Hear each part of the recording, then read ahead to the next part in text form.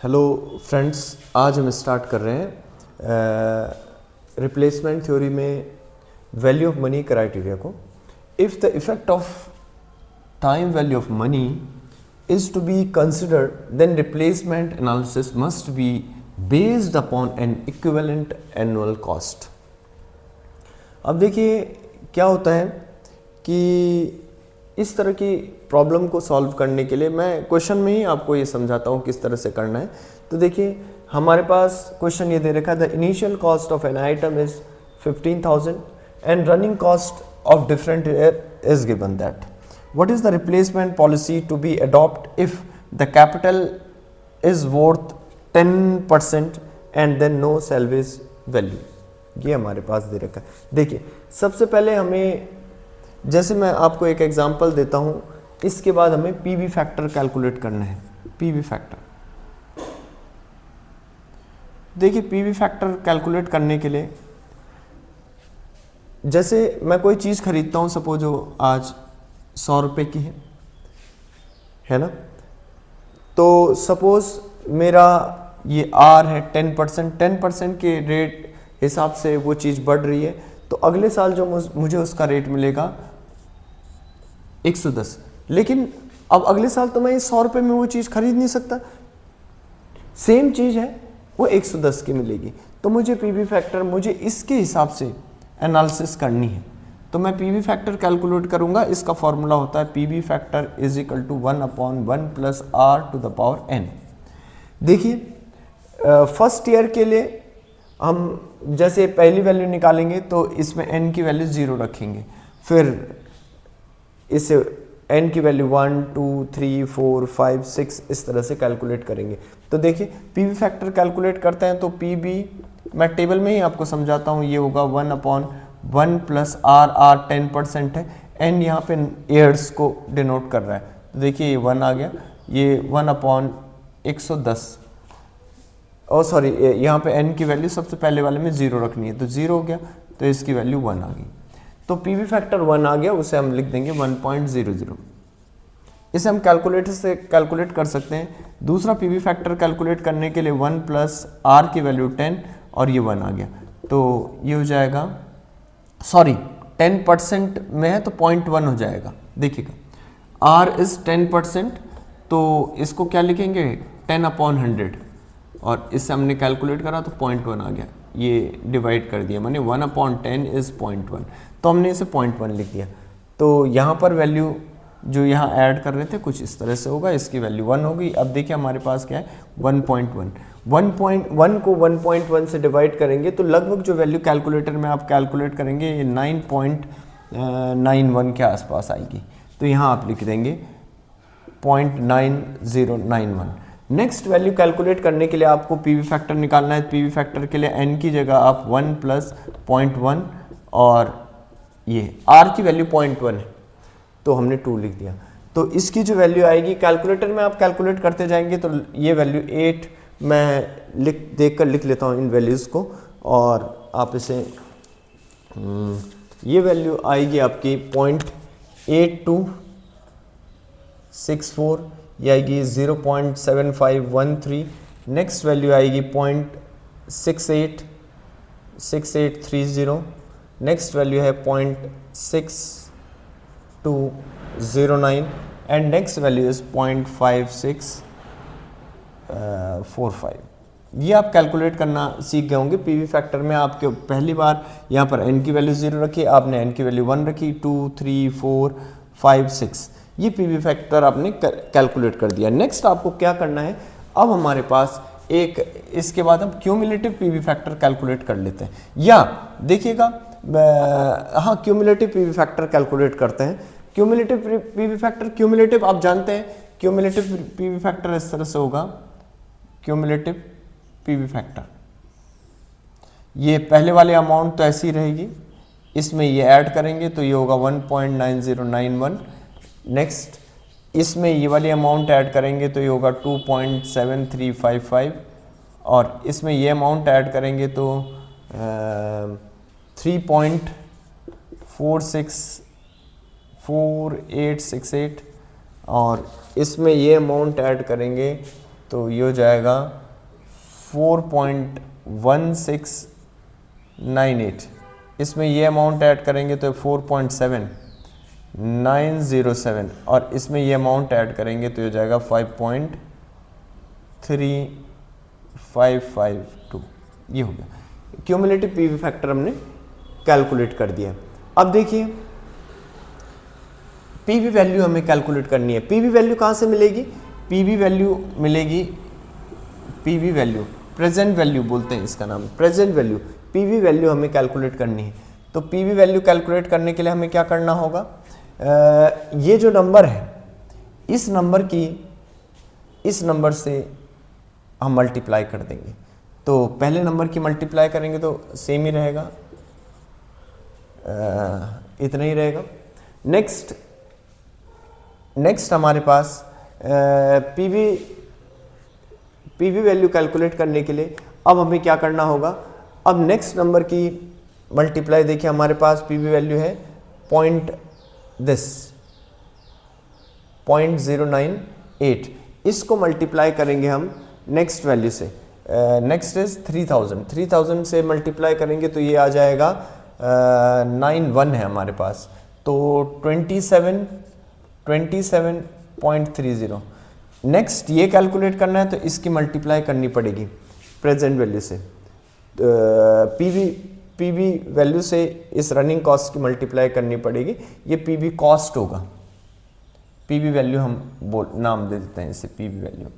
तो नेक्स्ट हमारे पास इन 4000 की मल्टीप्लाई इससे करेंगे तो 3 ये आ जाएगा 30560। क्या मल्टीप्लाई कर रहे हैं? इसकी इससे मल्टीप्लाई, इसकी इससे मल्टीप्लाई, इस नंबर की इससे मल्टीप्लाई।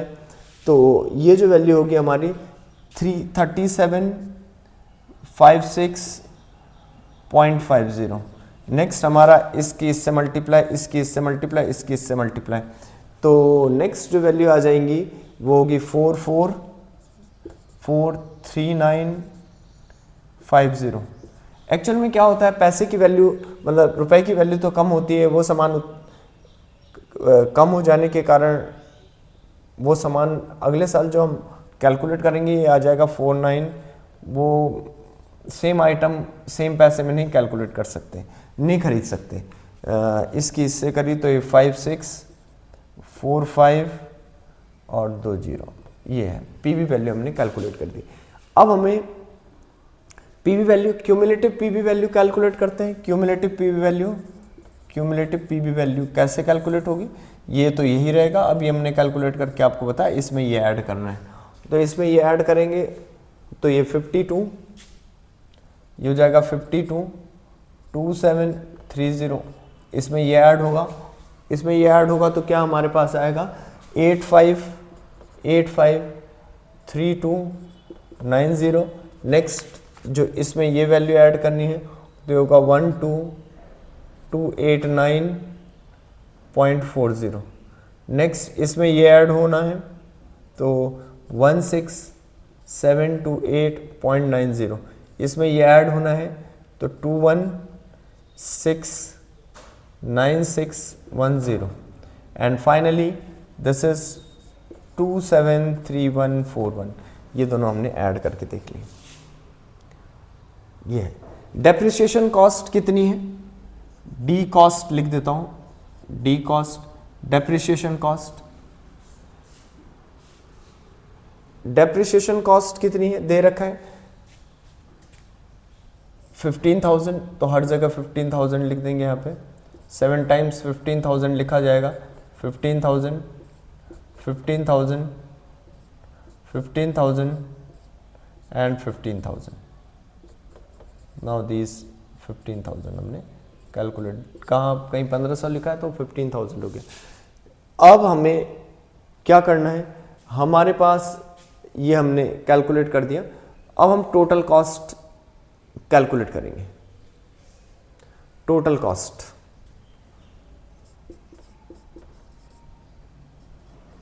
और लास्ट कॉलम होगा हमारा एवरेज कॉस्ट का, वेटेड एवरेज कॉस्ट। टोटल का कॉस्ट कैलकुलेट करेंगे। देखिए पीवी वैल्यू में इन दोनों को ऐड कर देंगे, टोटल कॉस्ट हमारे पास आ जाएगा। एक्चुअल में प्रेजेंट वैल्यू तो इतनी थी और ये डेप्रिसिएशन है, तो जो टोटल कॉस्ट है अब वो बढ़कर आने वाली है, तो इन दोनों को ऐड करेंगे तो 77500 होगा हमारा पहला। अब इसमें ये वाला आइटम मैं इसमें ये ऐड कर रहा हूँ, इसमें ये ऐड कर रहा हूँ, तो इस तरह से हमें ऐड करते जाना है ना, तो हमारी टोटल कॉस्ट निकल जाएगी।